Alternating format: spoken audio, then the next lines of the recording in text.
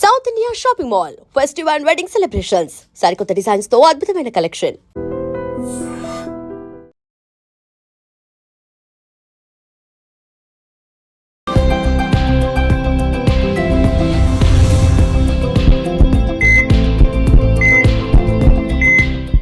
నమస్తే, welcome to healthy conversations with IT media. నేను మీ Jhansi. So ఈరోజు మనతో ఉన్నారు జనార్దనాచారి గారు, హీలర్, అలాగే ఆక్యుప్రెజరిస్ట్. సో చాలా మందిలో షుగర్ లెవెల్స్ చాలా హైగా ఉంటూ ఉంటాయి కదా, ట్యాబ్లెట్స్ వాడుతూనే ఉంటారు. ఏం తిన్నా తినకపోయినా కానీ షుగర్ హైక్ అవుతుందని చెప్పేవాళ్ళు కూడా చాలామంది ఉంటారు. మరి అలాంటి వాళ్ళందరి కోసం ఇవాళ షుగర్ని కంట్రోల్ చేసుకోవడానికి ఉపయోగపడే ఆక్యుప్రెషర్ పాయింట్స్ ఏంటో తెలుసుకుందాము. నమస్తే సార్. నమస్తే అమ్మా. సో షుగర్ అంటే ఖచ్చితంగా ట్యాబ్లెట్స్ వేసుకోవాలి. ఎంత డైట్ చేసినా కొన్నిసార్లు ఎందుకు షుగర్స్ అనేవి హైక్ అవుతూనే ఉంటాయి. అలాంటి వాళ్ళందరికీ ఆక్యుప్రెషర్ పాయింట్స్ గురించి ఈరోజు మీ ద్వారా తెలియజేయాలనుకుంటున్నా. ఏదైతే షుగర్ని డౌన్ అని కాదు, షుగర్ని బ్యాలెన్స్ చేసే ఆక్యుప్రెషర్ పాయింట్స్ ఏంటవి అనేది. ఇప్పుడు మనం ఈ డయాబెటీస్ అనేది ఇప్పుడు ఎలా తయారైందంటే ప్రతి కుటుంబంలో కూడా ఒకరిద్దరికి ఉంటుంది. ఇది మన తెలుగు రాష్ట్రాలు, ఎస్పెషల్ ఇండియా కూడా డయాబెటిక్ క్యాపిటల్గా మారుతున్నాయి. అవును, అంత డయాబెటీస్ అనేది మధుమేహం అంటాం దీన్ని, షుగర్ వ్యాధి కూడా అంటారు సామాన్య పరిభాషలో. అంటే మధుమేహం అంటే మధు అంటే స్వీట్ అని అర్థం, మేహం అంటే యూరిన్ అని అర్థం. అంటే యూరిన్లో ఆ షుగర్ కనిపించడాన్నే మధుమేహం అంటారు. అందువల్ల ఈ డయాబెటీస్ ఉన్న వాళ్ళలో చూస్తుంటే వాళ్ళ యూరినేషన్కి ఎక్కడ పోయినప్పుడు బై అవుట్ సైడ్ చీమలు వస్తుంటాయి. ఇది ఒక టెస్ట్. ఒకప్పుడు అలాగే చూసేవాళ్ళు. ఆ టాయిలెట్స్లోనికి, వాష్రూమ్లోనికి చీమలు కొంతమంది వచ్చే అవకాశం ఉంది, వస్తున్నాయి అంటే మాత్రం ఆ ఇంట్లో డయాబెటీస్ ఉందేమని అనుమానించాలి. అదొక టెస్ట్. యూరిన్లో షుగర్ వస్తుంటుంది. ఎందుకంటే మనం తీసుకున్న ఆహార పదార్థాల నుంచి తయారైనటువంటి షుగరు అది శరీరంలో ఉన్నటువంటి కణాలకు చేరకుండా అది రక్తంలో నుంచి మళ్ళీ యూరిన్లో నుంచి బయటికి వెళ్తుంది. అది మంచిదేనా? అవసరమైన షుగర్స్ బాడీకి యాక్చువల్గా షుగరే కావాలి. శరీరానికి షుగర్స్ లేకుంటే అసలు మనుగడే లేదు. మన ఎనర్జీ శక్తే షుగర్. కానీ అది ఏంటంటే కణాల్లోనికి అబ్జర్వ్ కాకుండా బయటకు వెళ్ళిపోతుంది. ఎందుకు వెళ్ళిపోవడాన్ని అలా, అందుకనే బ్లడ్లో కనిపిస్తుంది, యూరిన్లో కనిపిస్తుంది షుగర్. దాన్ని మనం టెస్ట్ చేసి తెలుసుకొని బ్లడ్లో ఉంది, యూరిన్లో ఉంది కాబట్టి షుగర్ ఈయనకు ఉంది అని చెప్తున్నాం. ఎందుకు అవుతుంది మరి? శరీరం ఎందుకు దాన్ని బయట పంపిస్తుంది అంటే, మనం ఆక్యుపంక్చర్ లేదా ట్రెడిషనల్ చైనీస్ మెడిసిన్ ఏం చెప్తుందంటే, తిన్న ఆహార పదార్థాలు క్వాలిటీగా లేనప్పుడు లేదా క్వాలిటీ విధానంలో ఎండ్ ప్రొడక్ట్ ఆ గ్లూకోజ్ తయారు కాకుంటే, ఆ గ్లూకోజ్ బాడీకి సరైనది కాదని మన శరీరం భావిస్తే దాన్ని బయట పంపిస్తుంది. Okay. So end product is glucose. అది క్వాలిటీగా ఉండట్లేదు అని అర్థం ఏంటంటే 4 కారణాలు ఉన్నాయి దానికి. ఒకటి, మనం ఆహారం సరైన ఆహారం తీసుకోకపోవడం, రాంగ్ డైట్, రాంగ్ ఫుడ్. రెండవది, సరైన టైం తీసుకోకపోవడం. మూడవది, సరైన విధంగా తీసుకోకపోవడం. ఇంకొకటి ఏంటంటే సరైన సమయాలు, ఇందాక అనుకున్నాం. సో ఇవన్నీ కనుక కరెక్ట్గా లేకుంటే ఆ ఎండ్ ప్రొడక్ట్ కూడా కరెక్ట్గా ఉండనప్పుడు బాడీ వద్దనుకుంటుంది.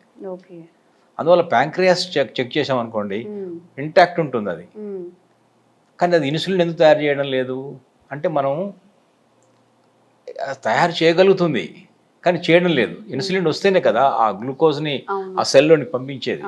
ఇన్సులిన్ ఒక కీ లాగా యాక్ట్ చేస్తుంది. గ్లూకోజ్ని ఆ సెల్లోనికి పంపించడానికి ఒక కీ ఇన్సులిన్. అది రావడం లేదు. కానీ అందువల్ల మనం ఏం చేస్తున్నాం, ఇన్సులిన్ని టాబ్లెట్ రూపంలో, ఇంజెక్షన్ రూపంలో ఇచ్చి ఆ బలవంతంగా ఆ బ్యాడ్ గ్లూకోజ్ని సెల్లోకి పంపిస్తున్నాం. అందువల్ల సెల్ డ్యామేజ్ అయిపోయి తర్వాత క్రమంగా ఏం జరుగుతుందంటే, retinopathy, neuropathy, nephropathy, diabetic nephropathy, diabetic neuropathy, cells అలా డ్యామేజ్ జరుగుతున్నాయి.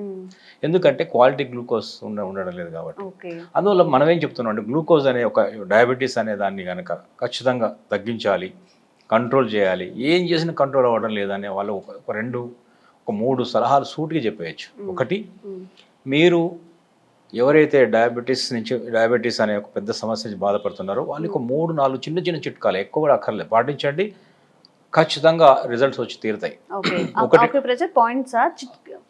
పాయింట్స్ ప్రెషర్ పాయింట్ చెప్తున్నాము, దానికి ఏం చేయాలో కూడా చెప్తున్నాము. ఒక చిన్న రెమెడీస్. ఒకటి ఏంటంటే 9-11 మధ్యలో అసలు తినొద్దని చెప్తున్నాం. మార్నింగ్ టైం ఉదయం 9 నుంచి 11, 9 AM to 11 AM ఇంగ్లీష్ కూడా చెప్తున్నాం.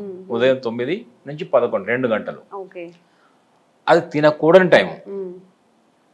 ఎందుకు అనేది ఒక పర్టికులర్ ఒక ఆర్గాన్ ఉంది, స్ప్లీన్ అనేది, స్ప్లీన్ టైం అది డిస్టర్బ్ అయినప్పుడు మనకి క్వాలిటీ గ్లూకోజ్ రాదు. ఇది ఒకటి. రెండవది ఖచ్చితంగా 9 before 7 to 9 మధ్యలో అది స్టమక్ టైం. అది అంటే మన ఆర్గాన్ క్లాక్ అంటాము, అవయవ గడియారం అంటాము. దాని ప్రకారం 7 to 9 ఉదయం అప్పుడు మనం బ్రేక్ఫాస్ట్ చేయాలి, తినాలి, బ్రేక్ఫాస్ట్ చేయాలి. 7 to 9 మార్నింగ్. 9 to 11 వద్దు.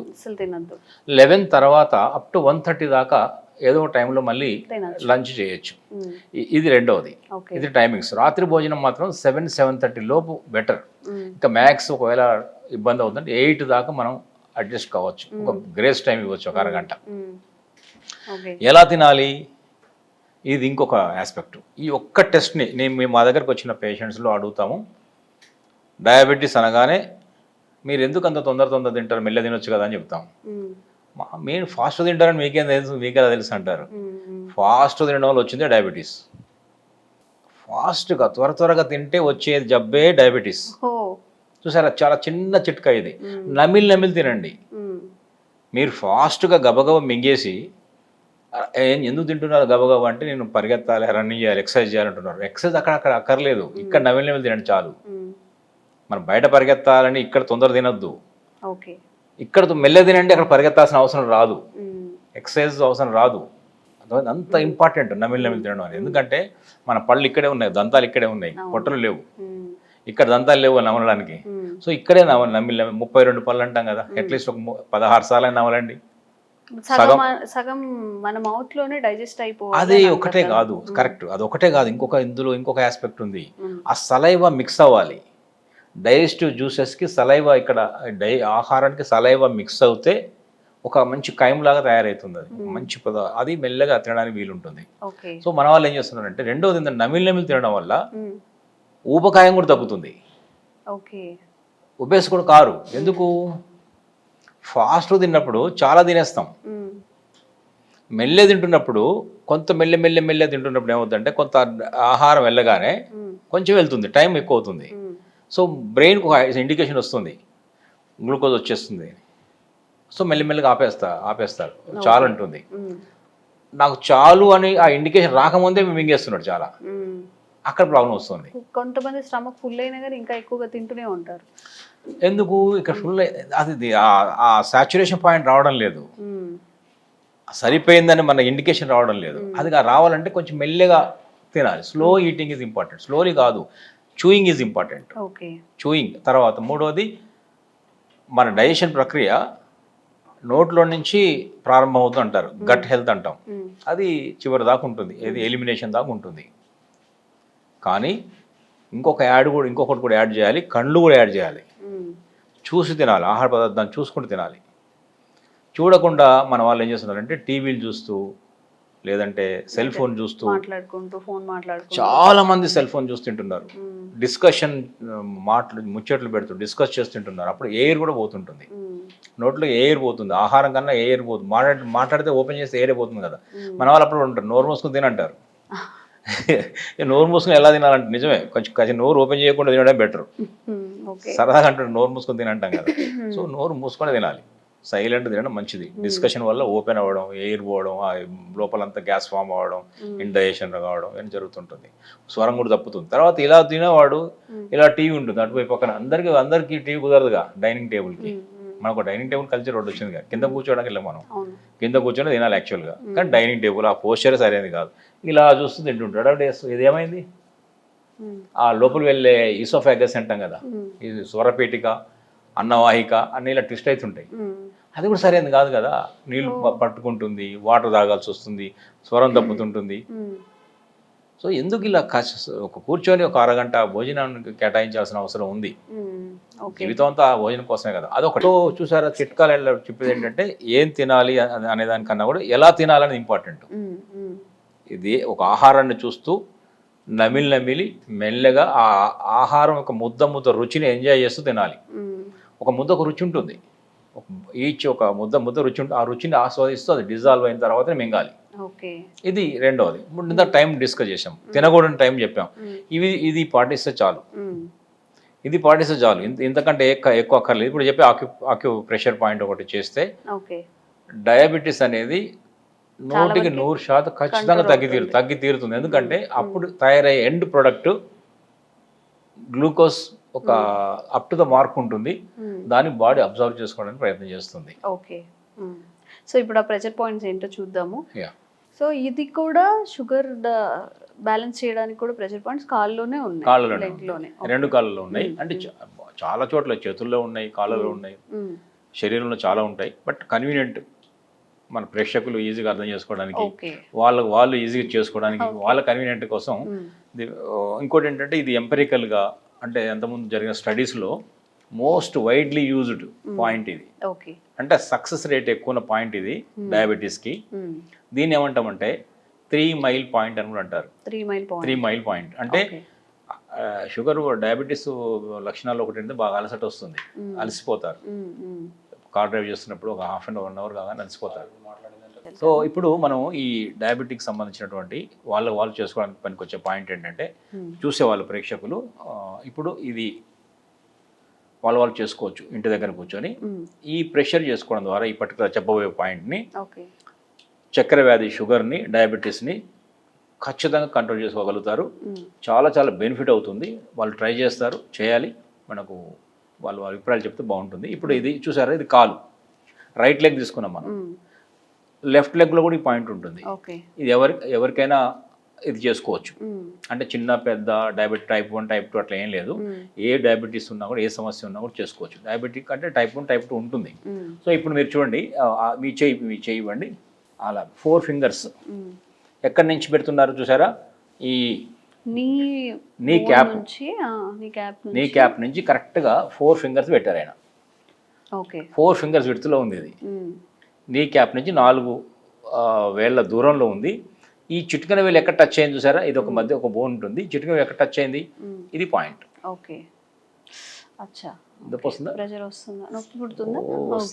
ఇది పాయింట్. సో ఇప్పుడు చూడండి, ఇప్పుడు అర్థమైంది కదా, ఇది పాయింట్. ఇది పాయింట్ పేరు ఏంటంటే ST36, స్టమక్ మెరిడియన్ లో 36 పాయింట్ ఇది. ఇది చాలా చాలా అద్భుతమైన పాయింట్ ఇది. సో ఇప్పుడు అర్థమైంది కదా. మరి మరొకసారి పెట్టండి మీరు. మన మోచిప్పి ఇలా అనుకుంటే ఇలా మన 4 ఫింగర్స్ తో మోకాలు ఈ చిప్ప నుంచి నీ క్యాప్ నుంచి 4 ఫింగర్స్ దగ్గర నుంచి ఎక్కడైతే ఎండ్ అవుతుందో అది పాయింట్. అంతే. చిటికెన వేలు ఎక్కడ ల్యాండ్ అవుతుంది, చిన్న లిటిల్ ఫింగర్ ఎక్కడ టచ్ అవుతుందో, అంటే బోన్కి ఒక తీయండి, ఈ యొక్క బోన్ లా కనిపిస్తుంది, దానికి ఒక ఫింగర్ దూరంలో ఉంటుంది, బొట్టన వేలు దూరంలో ఉంటుంది, 2 కాళ్ళలో ఉంటుంది. ఇది విడుతూ ఇది ఇదంతా ఎక్కడ ఉంటుంది, ఈ పక్కన అవుట్ సైడ్, లోపల సైడ్ కాదు, మళ్ళీ చెప్తున్నాను. ఇది ఈ రైట్ మోకాలు పెట్టినప్పుడు లెఫ్ట్ హ్యాండ్ పెట్టాలి, అప్పుడే నీకు బయటకు సంగతి ఇటు వస్తుంది. ఈ చేయి పెట్టారు, నీ చేయి పెట్టండి. ఈ చేయి పెడితే మీరు లోపలికి అవుతారు. ఇది పాయింట్ కాదు, ఇది వేరే పాయింట్ ఏదో. అందుకని రైట్ లెగ్ తీసుకున్నప్పుడు మీరు లెఫ్ట్ హ్యాండ్ పెట్టాలి, లెఫ్ట్ లెగ్ తీసుకున్నప్పుడు మీరు రైట్ హ్యాండ్ పెట్టాలి.